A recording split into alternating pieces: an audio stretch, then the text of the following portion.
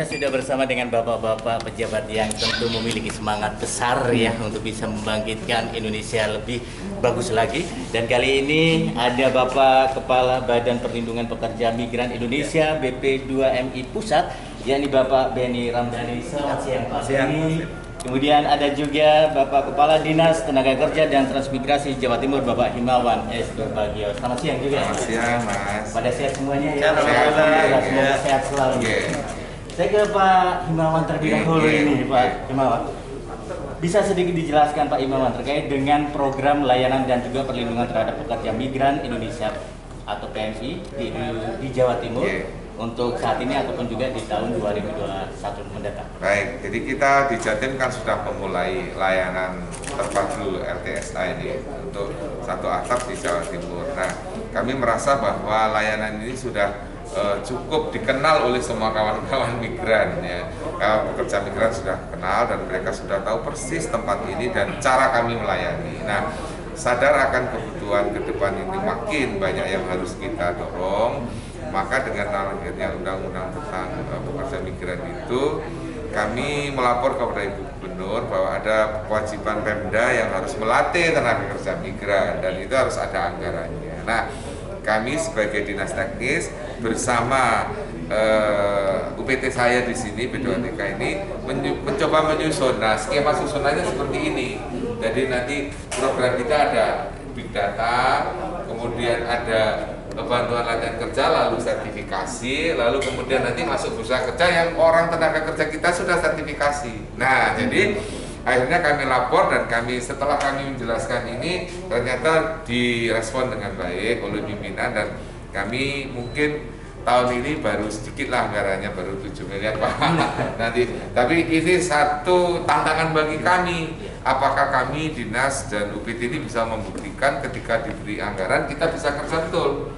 Jadi nanti kita punya big data siapa saja pekerja migran Jawa Timur dan di mana saja, keterampilan apa saja yang mereka punya itu kami punya, sehingga ketika ada kebutuhan di sana bursanya sudah ada, ini ada bursa kerja ini ya, mereka masuk kami sudah punya, langsung melingkan oh ini gitu, sehingga satu kita mengirim orang yang sudah berlatih, dua kita melindungi mereka menjadi pekerja yang sah. Dan tiga, kita tahu alamat di mana mereka bekerja, sehingga kalau ada persoalan itu persoalan mengenai selama ini terjadi adalah soal proteksi atau perlindungan hukum itu bisa kita berikan. Itu kira-kira niatan kami Pemprov Jatim untuk melakukan proses layanan. Dan kebetulan kami juga disupport dapat hadiah mobil. Wah, Jadi ini mobil ini nanti bisa keliling. Jadi ini ya. mau sampaikan Pak. Jadi nanti kemarin anggota dewan sudah datang ke sini Pak. Jadi mau akan keliling di satu dapilnya di Malang Selatan Pak. Jadi mereka tenang dipotret dulu. Jadi mereka nggak usah pergi ke sini. Nanti baru persyaratnya online Pak. Dia ke sini tuh tinggal ngambil dan berangkat saja Pak. Gitu. Saya kira itu yang jemput bola ya. Betul gitu. Luar biasa sekali program dari Dinas Tenaga Kerja Provinsi Jawa Timur dan semoga saja bisa terlaksana. Siap. Sukses selalu. Dan mohon doanya. Terima kasih Pak Himawan S. Bagio dan saya bergeser ke Bapak Benny Ramdhani, Kepala Badan Perlindungan Pekerja Migran Indonesia BP2MI Pusat yang kali ini juga hadir bersama-sama kita. Nah, Pak Benny, tadi setelah Pak Benny melihat langsung LTSA, kemudian bergeser di tempat ini, gimana ini Pak tanggapannya? Iya, perubahan Undang-Undang 39 2004 ke 18 2017 mengandung konsekuensi tentu. Pertama ya, perubahan paradigma, ini era baru BP2MI. Kedua, ada kewenangan yang bertambah. Kemudian dimensi dan aspek ya pelayanan negara yang membuktikan negara hadir dalam memberikan pelayanan bagi setiap proses penempatan dan perlindungan itu lebih kuat lagi, bahkan mencakup aspek ekonomi, sosial dan hukum, dan yang diberikan perlindungan oleh negara itu tidak hanya PMI lagi saat ini, tapi juga keluarga PMI. Perlindungan bahkan diberikan sebelum mereka bekerja, selama mereka bekerja di negara penempatan, dan bahkan setelah mereka bekerja. Nah, yang menarik adalah strict pasal 40 41 delivery mandatory undang-undang ya terkait kewenangan pemerintah provinsi, kabupaten kota. Nah, pemerintah provinsi itu diberi mandat untuk penyelenggaraan pendidikan dan pelatihan. Nah, ini semangatnya adalah kita ingin menekan setiap tahun penempatan pekerja sektor domestik informal. Nah, mereka ini kan yang rawan mengalami eksploitasi, tindakan kekerasan fisik, kekerasan seksual, gaji yang tidak dibayar sesuai kontrak, pemutusan hubungan kerja secara sepihak, jam kerja yang melebihi batas, pemberian makanan minuman yang dikonsumsi warga negara kita yang diskriminatif, bahkan untuk ABK pelaut sering mereka mendapatkan kekerasan agar tidak lanjut proses hukum, mereka dilarungkan. Nah, tentu kita lebih fokus pada bagaimana penguatan ya kapasitas, kompetensi, keahlian para pekerja kita, dan kita lebih menempatkan fokusnya pada sektor formal ya, jadi menekan informal dan mendorong formal. Nah, keahlian ini yang diperkuat, keterampilan terkait sektor pekerjaan yang mereka pilih ya, pengetahuan atas bahasa asing di negara penempatan mereka bekerja, kultur budaya negara setempat mereka juga harus paham, bahkan undang-undang ketenagakerjaan di negara di mana mereka bekerja minimal juga mereka harus kuasai. Nah, kita dorong penempatan pekerja mereka yang disebut terampil dan profesional. Nah, Jawa Timur ini unik dan menarik, dan mudah-mudahan ini bisa menginspirasi daerah lain. Jadi respon Pemprov Jatim ini cepat. Mandat undang-undang itu langsung direspon dengan ada penganggaran 7,9 miliar, dan itu cukup besar dalam konteks ya. Kalau kita compare ke provinsi lain yang belum menganggarkan, ya kan?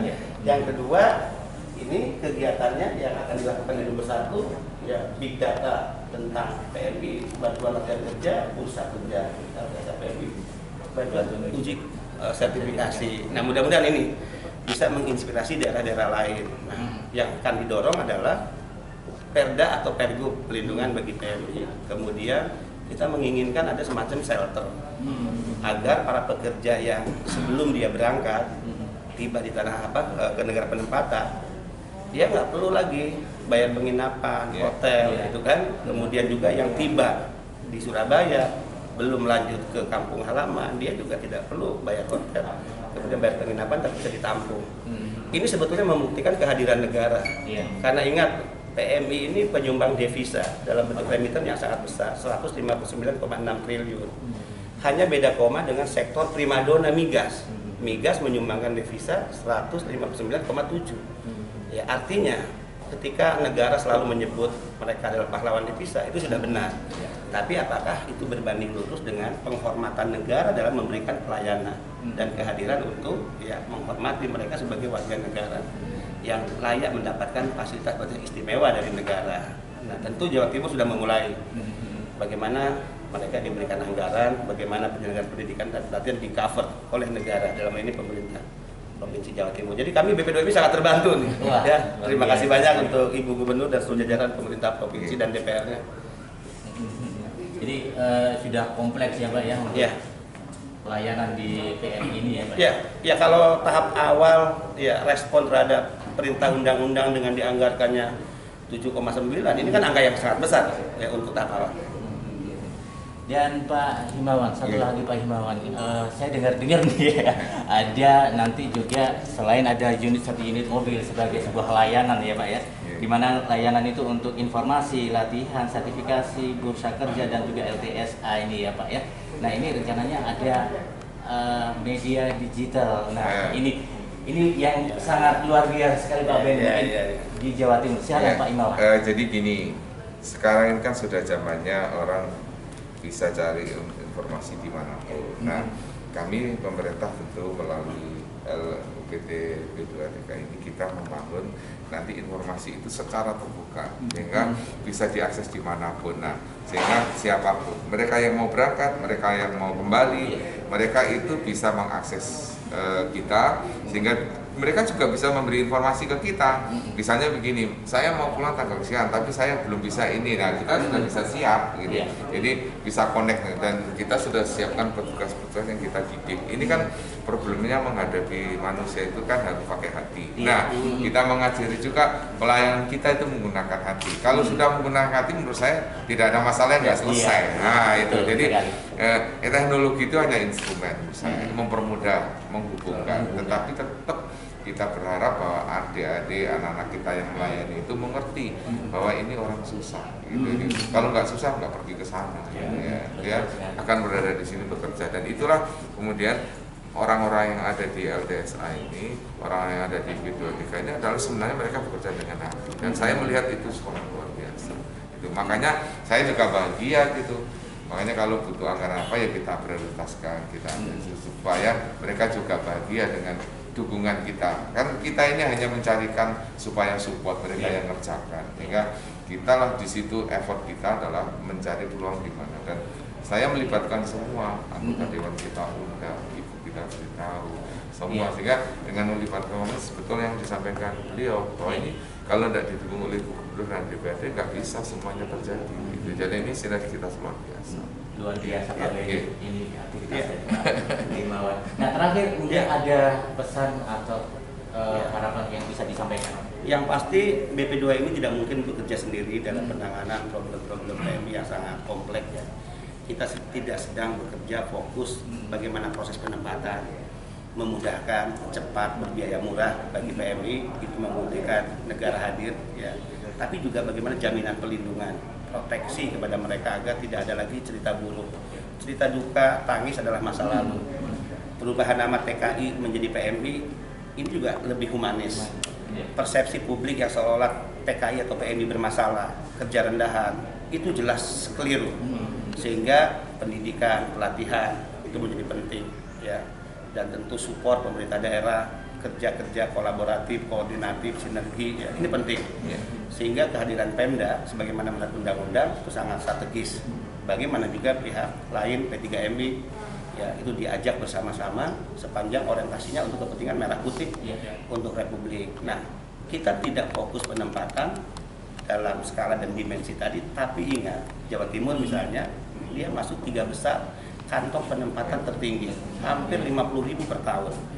Nah, tapi pemberangkatan secara ilegal ini juga masih marak.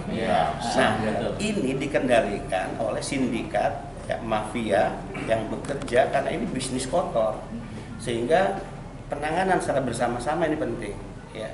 Dan tentu kita ingin mengetuk hati semua aparatus negara bahwa jika bicara merah putih, jika bicara Republik, keselamatan jiwa setiap warga negara termasuk PMI itu hukum tertinggi. Maka jangan beri kesempatan anak-anak bangsa kita menjadi korban. Biasanya mayoritas 90% masalah yang dihadapi oleh pekerja migran kita adalah yang diberangkatkan ilegal. Akhiri pemberangkatan ilegal, perangi para sindikat ini, ya caranya edukasi masyarakat, diseminasi informasi, ya bahkan mandat undang-undang ini pemerintah desa loh, penyebaran informasi tentang pasar kerja, ya itu ada di desa. Nah ini kan baru dimulai pemerintah provinsi. Bagaimana nanti ya bisa turun ke kabupaten kota, kemudian turun ke desa. Tapi Jawa Timur sudah memulai dan ini positif. Dan sekali lagi ya salut dan terima kasih banyak saya atas nama BP2MI kepada pemerintah Provinsi Jawa Timur. Baik, terima kasih Pak Benny dan juga Pak Himawan bersama kami di kesempatan kali ini. Terima kasih. Silakan Pak. Oke. Ya, Ilovers itu tadi obrolan saya bersama dengan Bapak Benny Ramdhani, Kepala Badan Perlindungan Pekerja Migran Indonesia BP2MI Pusat, dan juga Kepala Dinas Tenaga Kerja Transmigrasi Provinsi Jawa Timur, Bapak Himawan Estu Bagiawan. Nah, untuk Anda juga saya ajak untuk melihat satu unit mobil Simpado yang nanti juga akan memberikan layanan buat masyarakat untuk menjadi PMI. Yuk, kita ke sana.